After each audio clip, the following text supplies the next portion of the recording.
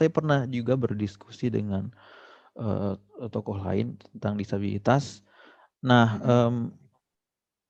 yang mengatakan bahwa di Indonesia itu masih menggunakan pendidikan mahasiswa yang menempuh jenjang pendidikan luar biasa itu masih menggunakan literatur yang lama, Mbak, yang misalkan tahun 70-an, tahun 80-an. Nah, jadi sebenarnya orang Indonesia itu mengambil istilah kebutuhan khusus kan dari istilah luar negeri asalnya, kayak special needs atau segala macamnya.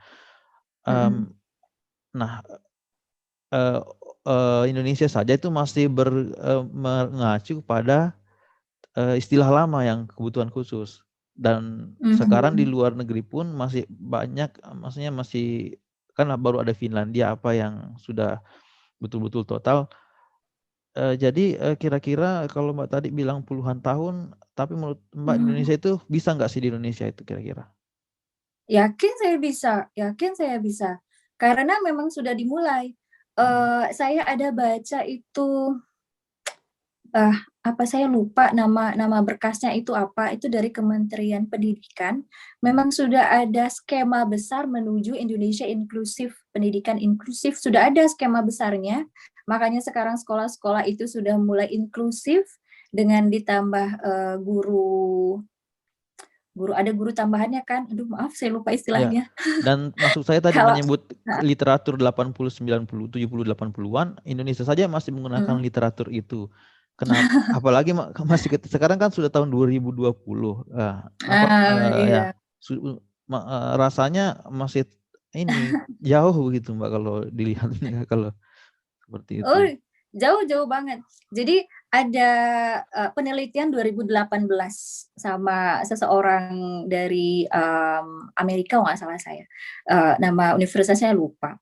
Jadi dia meneliti tentang inklusivitas, tingkat pendidikan inklusif di negara-negara berkembang. Jadi kalau di negara-negara berkembang, menurut hasil penelitian dia, itu masih pada tahap anak masuk sekolah, anak berpendidikan khusus masuk ke dalam satu sekolah. Jadi tahapannya itu masih integrasi. Yang penting anak terlihat ada di sekolah. Jadi tahapannya di penelitian 2018 itu masih sampai di situ. Yang penting anak masuk aja.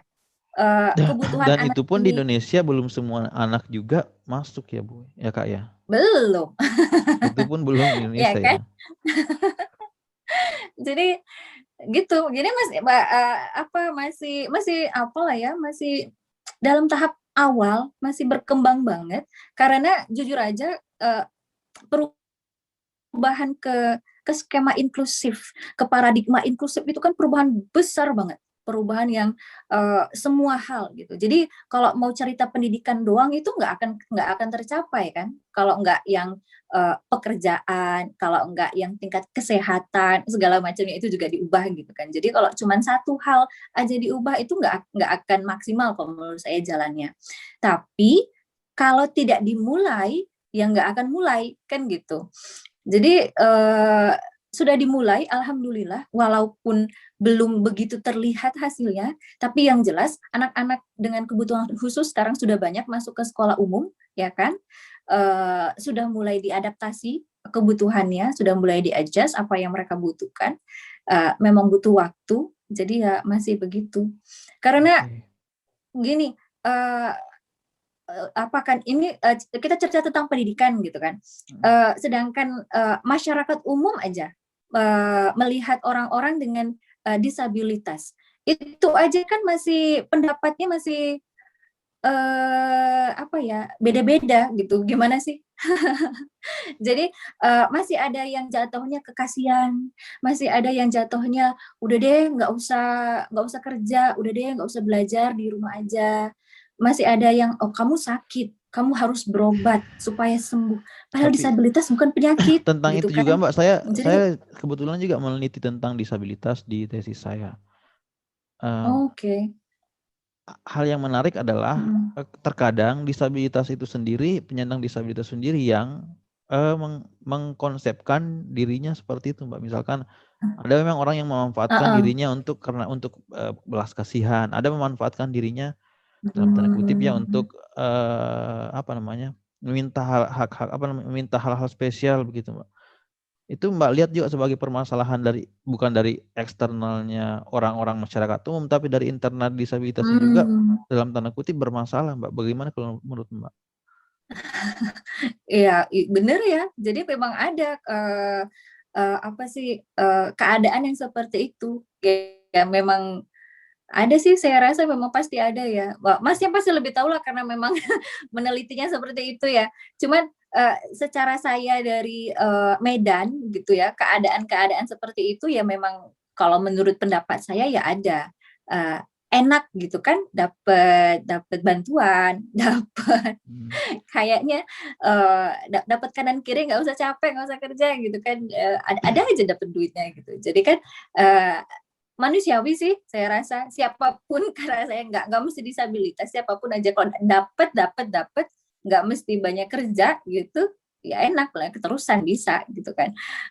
Apalagi disabilitas karena memang banyak yang concern, tapi concernnya kan jadinya kurang tepat ya, concernnya jadinya kasihan yang tidak membangun kan gitu, Ya, kalau kasihan yang nggak cuma salah hal ngasih. itu juga berhubungan kan dengan perubahan undang-undang disabilitas yang awalnya Hmm, awal undang-undang penyandang cacat menjadi undang-undang penyandang disabilitas kan, karena mindsetnya kan pengen dirubah dari awalnya itu mm, charity menjadi sekarang lebih ke sosial, hak-haknya apa iya, ya, bagaimana disabilitas itu bisa mendapatkan pendidikan, mendapatkan mm-mm. kesempatan kerja dan segala macam. Kan sebenarnya itu ya yang mindset terbaru itu bagaimana disabilitas itu bisa mendapatkan kesempatan, bukan hanya yang Uh, lama kan itu hanya ibaratnya diam tinggal menerima charity dari mm, orang-orang. iya, Itu kan memang itu tujuan yang tujuan undang-undang terbaru kan ya, Mbak? iya, saya rasa juga gitu ya. Saya ada baca kemarin itu tentang yang namanya social model of disability. Pasti pernah dengar ya, yang social model. Di mana disabilitas itu terjadi karena lingkungan masyarakat sekitar itu yang nggak siap menerima perbedaan. Jadi yang menciptakan disabilitas itu adalah lingkungannya yang membuatnya jadi disabled gitu kan. Eh, itu sekarang yang masih booming ya, pendapat yang masih booming adalah pendapat yang social model, bahwa masyarakat lah, keadaan lah yang membuat seseorang itu menjadi disabilitas. Tapi barusan juga saya ada baca lagi yang Iya. lebih baru lagi dari social model itu, namanya dari WHO sih, saya lupa namanya, ICH apa gitu. Hmm.